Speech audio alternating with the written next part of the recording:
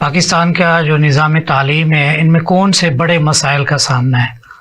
جی دیکھیں، ہمارے نظام تعلیم میں سب سے بڑا جو مسئلہ ہے وہ تو ایکسیسیبلٹی جسے کہتے ہیں، کہ تعلیم تک رسائی کا جو حق ہے پاکستان کے ہر بچے کا، وہ ایک بہت بڑا مسئلہ ہے۔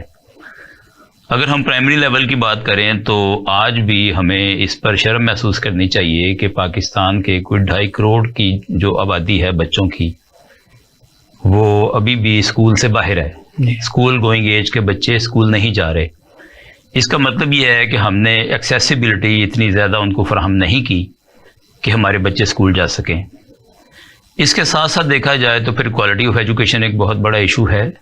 جیسے میں نے پہلے عرض کی کہ اس میں تربیت یافتہ اساتذہ کی اویلیبلٹی، اس میں وسائل کا ہونا، اس کے ساتھ ساتھ فنڈنگ ایک بہت بڑا مسئلہ ہے۔ تو ان سارے مسائل کے ساتھ ہم اپنے ایجوکیشن کے نظام کو پاکستان میں چلا رہے ہیں، اور میں سمجھتا ہوں کہ یہ اس طرح کے فوائد نہیں دے سکتا جس طرح کے ہونے چاہیے۔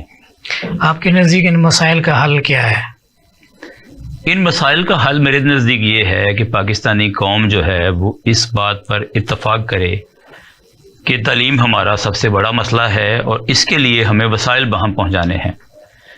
تو میری تجویز تو یہ ہے کہ حکومتی سطح پر بھی اور حکومت کے علاوہ پرائیویٹ سیکٹر بھی یہ بات طے کرے کہ ہم نے اپنے بچوں کو تعلیم دینی ہے۔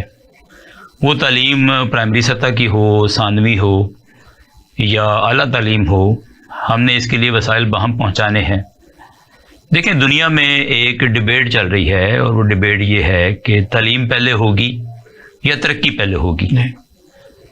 اب ایک رائے یہ ہے کہ تعلیم ہوگی تو اس کے بعد ترقی ہوگی تعلیم کے نتیجے میں۔ دوسری رائے یہ ہے کہ جن ممالک میں پہلے ترقی آتی ہے اس کے بعد وہاں تعلیم کے مواقع جو ہیں وہ فراہم کیے جاتے ہیں۔